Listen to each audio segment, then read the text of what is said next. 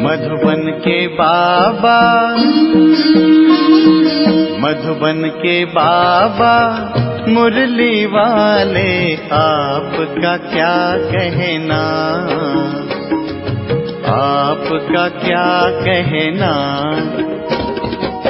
ओम शांति। आज 2 मार्च 2024 के साकार मधुर महावाक्य हैं। आज मीठे मीठे बाप दादा बोले, मीठे बच्चे, ये नॉलेज बिल्कुल शांति की है, इसमें कुछ भी बोलना नहीं है, सिर्फ शांति के सागर बाप को याद करते रहो। बाबा ने कहा, मीठे बच्चे, ये नॉलेज बिल्कुल शांति की है, इसमें कुछ भी बोलना नहीं है, सिर्फ शांति के सागर बाप को याद करते रहो। बाबा ने आज प्रश्न पूछा है कि उन्नति का आधार क्या है, बाप की शिक्षाओं को धारण कब कर सकेंगे। और उत्तर में बाबा कहते, उन्नति का आधार है लव, प्यार। एक बाप से सच्चा प्यार चाहिए। नजदीक रहते भी यदि उन्नति नहीं होती तो जरूर लव की कमी है। लव हो तो बाप को याद करें। याद करने से सब शिक्षाओं को धारण कर सकते हैं। उन्नति के लिए अपना सच्चा सच्चा चार्ट लिखो। बाबा से कोई भी बात छिपाओ नहीं। आत्म अभिमानी बनते खुद को सुधारते रहो। ओम शांति। बच्चे, अपने को आत्मा समझकर बैठो और बाप को याद करो। बाबा पूछते हैं, जब भी कहीं सभा में भाषण करते हो तो घड़ी घड़ी ये पूछते हो कि तुम अपने को आत्मा समझते हो या देह। अपने को आत्मा समझकर यहाँ बैठो। आत्मा ही पुनर्जन्म में आती है। अपने को आत्मा समझ परमपिता परमात्मा को याद करो। बाप को याद करने से ही तुम्हारे भी कर्म विनाश होंगे। इसको योग अग्नि कहा जाता है। निराकार बाप निराकारी बच्चों को कहते हैं, मुझे याद करने से तुम्हारे पाप कट जाएंगे और तुम पावन बन जाएंगे। फिर तो तुम मुक्ति, जीवन मुक्ति को पाएंगे। सभी को मुक्ति के बाद जीवन मुक्ति में आना है जरूर। तो घड़ी घड़ी ये कहना पड़े कि अपने को आत्मा निश्चय कर बैठो। भाइयों और बहनों, अपने को आत्मा समझ बैठो और बाप को याद करो। यह फरमान बाप ने ही दिया है। यह है याद की यात्रा। बाप कहते हैं, मेरे साथ बुद्धि का योग लगाओ तो तुम्हारे जन्म जन्मांतर के पाप भस्म हो जाएंगे। यह घड़ी घड़ी तुम याद कराएंगे, समझाएंगे, तब समझेंगे कि आत्मा अविनाशी है, देह विनाशी है। आत्मा अविनाशी आत्मा ही विनाशी देह धारण कर पाठ बजाए, एक शरीर छोड़ फिर दूसरा लेती है। आत्मा का स्वधर्म तो शांति है। वह अपने स्वधर्म को भी नहीं जानते हैं। अब बाप कहते हैं, मुझे याद करो तो विकर्म विनाश होंगे। मूल बात यह है, पहले पहले तुम बच्चों को यही मेहनत करनी है। बेहद का पाप आत्माओं को कहते हैं, इसमें कोई शास्त्र उठाने की दरकार ही नहीं। तुम गीता का मिसाल देते हो तो भी कहते हैं, तुम सिर्फ गीता उठाते हो, वेदों का नाम क्यों नहीं लेते हो। बाबा ने कहा, उनसे पूछो कि वेद किस धर्म का शास्त्र है। कहते हैं आर्य धर्म का। तो बाबा कहते हैं, उनसे पूछो आर्य किसको कहते हैं। हिंदू धर्म तो है ही नहीं। आदि सनातन तो है ही देवी देवता धर्म। फिर आर्य कौन सा धर्म है। आर्य तो आर्य समाजियों का धर्म होगा। आर्य धर्म तो नाम ही नहीं है। आर्य धर्म किसने स्थापन किया। बाबा कहते, तुमको तो वास्तव में गीता को भी नहीं उठाना है। पहली बात है, अपने को आत्मा समझ बाप को याद करो तो सतो प्रधान बन जाएंगे। इस समय सब है तमो प्रधान। तो पहले पहले तो बाप का ही परिचय देना है। महिमा भी बाप की करनी है। यह भी तुम तब कह सकेंगे जब तुम खुद बाप को याद करते होंगे। इस बात की बच्चों में कमजोरी है ना। खुद याद नहीं करते, औरों को फिर कैसे कह सकेंगे। बाबा हमेशा कहते हैं, याद की यात्रा का चार्ट रखो।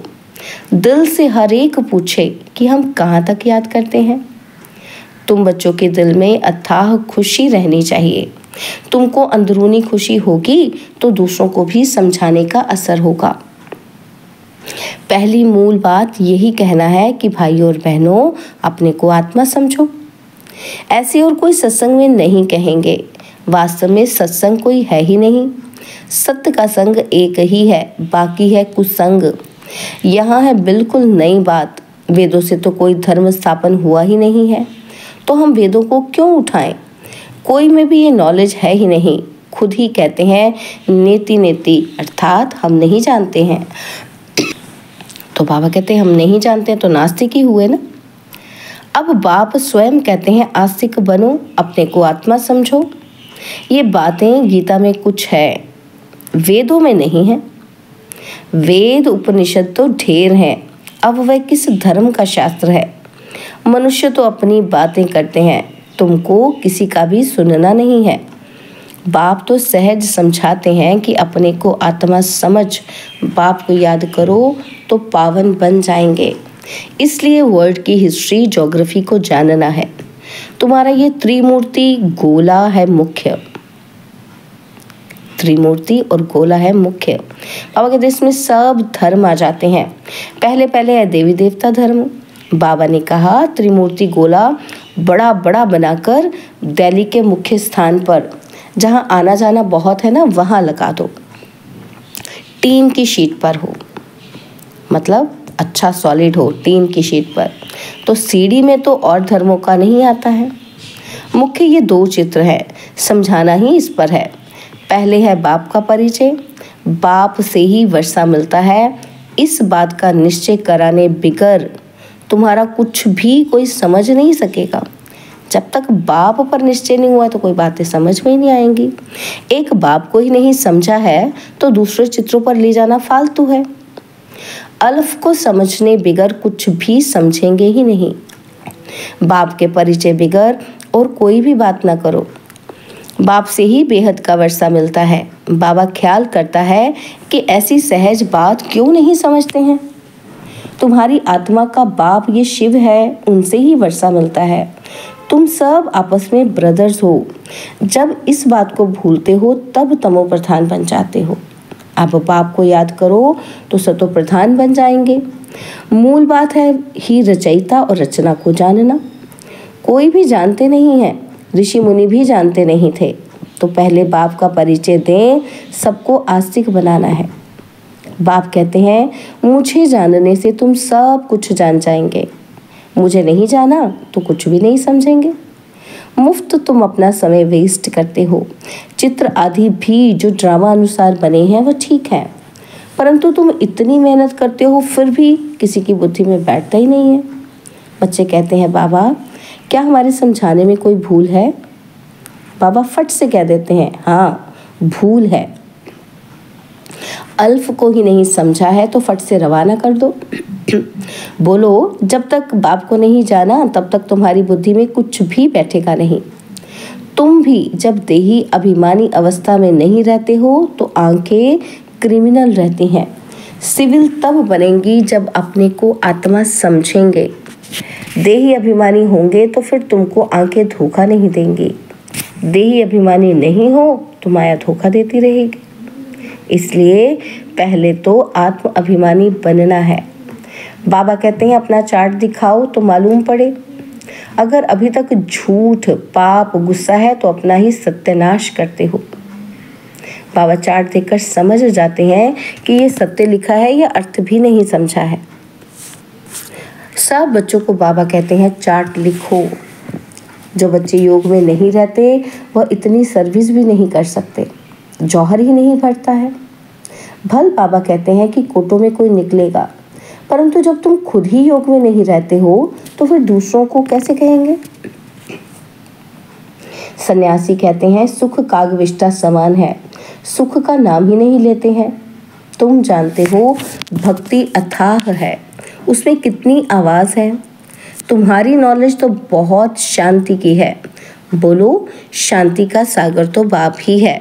अपने को आत्मा समझ बाप को याद करना है। बाप कहते हैं मन मना भव। यह अक्षर भी नहीं कहो। हिंदुस्तान की है हिंदी भाषा, फिर संस्कृत दूसरी भाषा क्यों? अब इन सब भाषाओं को छोड़ो। पहले तुम भाषण करो कि अपने को आत्मा समझो। बहुत हैं जो अपने को आत्मा भी नहीं समझ सकते, याद ही नहीं कर सकते, अपने घाटे को कोई समझ ही ना सके। कल्याण तो है ही बाप की याद में। और कोई सत्संग में ऐसे नहीं कहते कि अपने को आत्मा समझ बाप को याद करो। बच्चे कभी बाप को एक जगह बैठकर याद करते हैं क्या? उठते बैठते बाप की याद है ही। आत्म अभिमानी बनने की प्रैक्टिस करनी है। तुम बहुत बोलते हो, इतना बोलना नहीं चाहिए। मूल बात है याद की यात्रा की। योग अग्नि से ही तुम पावन बनेंगे। इस समय सब दुखी हैं, सुख मिलता ही है पावन बनने से। तुम आत्म अभिमानी हो, किसी को समझाएंगे तो उनको तीर लगेगा। कोई खुद विकारी है तो किसको कहे निर्विकारी बनो? अगर किसी को कहेंगे भी तो बाबा कहते हैं उनको तीर ही नहीं लगेगा। बाप कहते हैं बच्चे तुम खुद याद की यात्रा पर नहीं रहते, इसलिए तीर भी नहीं लगता। अब बाप कहते हैं बीती सो बीती। पहले अपने को सुधारो। दिल से पूछो कि हम अपने को आत्मा समझ बाप को कितना याद करते हैं। जो बाप हमको विश्व का मालिक बनाते हैं, हम शिव बाबा के बच्चे हैं तो ज़रूर हमको विश्व का मालिक बनना है। वही एक माशूक आकर तुम्हारे सामने खड़ा हुआ है तो उनके साथ बहुत लव होना चाहिए। लव माना याद। शादी होती है तो स्त्री का पति के साथ कितना लव होता है। तो तुम्हारी भी सगाई हुई है, शादी नहीं। वह तो जब विष्णुपुरी में जाएंगे तो पहले शिव बाबा के पास जाएंगे, फिर ससुर घर जाएंगे। सगाई की खुशी कम होती है क्या? सगाई हुई और याद पक्की हुई। सत्युग में भी सगाई होती है, परंतु वहाँ सगाई कब टूटती नहीं है, अकाल मृत्यु नहीं होती। यह तो यहाँ होती है। तुम बच्चों को भी ग्रस्त व्यवहार में रहते पवित्र बनना है। भल बहुत नज़दीक भी रहते हैं फिर भी उन्नति नहीं होती है। जो उस लव से आते हैं उनकी बहुत उन्नति होती है। याद ही नहीं तो लव भी नहीं रहता, तो उनकी शिक्षाओं को भी धारण नहीं कर सकते। भगवानुवाच कि तुम बच्चे सबको यही पैगाम दो कि काम महाशत्रु है जो आदि मध्य अंत दुख देता है। तुम तो पवित्र सत्यु के मालिक थे, अभी तुम गिरकर गंदे बन पड़े हो। अब ये अंतिम जन्म फिर से पवित्र बनो। कामचिता पर बैठने का हथियाला कैंसिल करो। तुम बच्चे जब योग में बोलेंगे तब किसी की बुद्धि में बैठेगा। ज्ञान तलवार में योग का जौहर चाहिए। मुख्य बात है एक बात। बच्चे कहते हैं बाबा हम बहुत मेहनत करते हैं तब मुश्किल ही कोई निकलता है। बाबा कहते योग में रहकर समझाओ, याद की यात्रा की मेहनत करो। रावण से हार कर विकारी बने हो, अब निर्विकारी बनो। बाप की याद से तुम्हारी सब मनोकामनाएं पूर्ण हो जाएंगी। बाबा स्वर्ग का मालिक बनाते हैं। बाबा डायरेक्शन तो बहुत देते हैं, परंतु बच्चे अच्छी तरह कैच नहीं करते हैं और बातों में चले जाते हैं। मुख्य तो बाप का पैगाम दो, परंतु खुद ही नहीं याद करेंगे तो दूसरों को कैसे कहेंगे? ठगी नहीं चलेगी। दूसरों को कहे विकार में नहीं जाओ और खुद जाए तो जरूर दिल खाएगी। तो ऐसे भी ठग हैं जो खुद नहीं करते और दूसरों को बोलते हैं। इसलिए बाबा कहते हैं मूल बात है ही अल्फ। अल्फ को जानने से तुम सब कुछ जान जाएंगे और अल्फ को ना जानने से तुम कुछ भी समझ नहीं सकेंगे। अच्छा, मीठे मीठे सिकिलते बच्चों प्रति माता पिता बाप दादा का याद प्यार और गुड मॉर्निंग। रूहानी बाप की रूहानी बच्चों को नमस्ते। हम रूहानी बच्चों की रूहानी बाप दादाजी को दिलवा जान सिकवा प्रेम से नमस्ते। ओम शांति। प्यारे बाबा, मीठे बाबा, मेरे बाबा, शुक्रिया बाबा, शुक्रिया बाबा, शुक्रिया। धारणा के लिए मुख्य सार है। पहला पॉइंट है अंदरूनी बाप के याद की खुशी में रहकर फिर दूसरों को बाप का परिचय देना है। सबको एक बाप की महिमा सुनानी है। अंदरूनी बाप की याद की खुशी में रहकर फिर दूसरों को बाप का परिचय देना है, सबको एक बाप की महिमा सुनानी है। और सेकंड पॉइंट है, आत्म अभिमानी बनने की बहुत प्रैक्टिस करनी है, बहुत बोलना नहीं है। बीती सो बीती कर पहले स्वयं को सुधारना है, याद की यात्रा का सच्चा चार्ट रखना है। बाबा ने कहा कि आत्म अभिमानी बनने की बहुत प्रैक्टिस करनी है, बहुत बोलना नहीं है। बीती सो बीती कर पहले स्वयं को सुधारना है, याद की यात्रा का सच्चा चार्ट रखना है।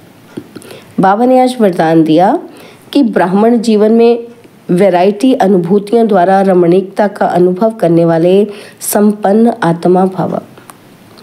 ब्राह्मण जीवन में वैरायटी अनुभूतियों द्वारा रमणीकता का अनुभव करने वाले संपन्न आत्मा भव। जीवन में हर मनुष्य आत्मा की पसंदी वैरायटी है। तो सारे दिन में भिन्न भिन्न संबंध, भिन्न भिन्न स्वरूप का वैरायटी अनुभव करो, तो बहुत रमणीक जीवन का अनुभव करेंगे। ब्राह्मण जीवन भगवान से सर्व संबंध अनुभव करने वाली संपन्न जीवन है, इसलिए एक भी संबंध की कमी नहीं करना। अगर कोई छोटा या हल्का आत्मा का संबंध मिक्स हो गया तो सर्व शब्द समाप्त हो जाएगा। जहाँ सर्व है वहाँ है संपन्नता, इसलिए सर्व संबंधों से स्मृति स्वरूप बनो। स्लोगन है, बाप समान अव्यक्त रूपधारी बन प्रकृति के हर दृश्य को देखो तो हलचल में नहीं आएंगे। बाप समान अव्यक्त रूपधारी बन प्रकृति के हर दृश्य को देखो तो हलचल में नहीं आएंगे। ओम शांति।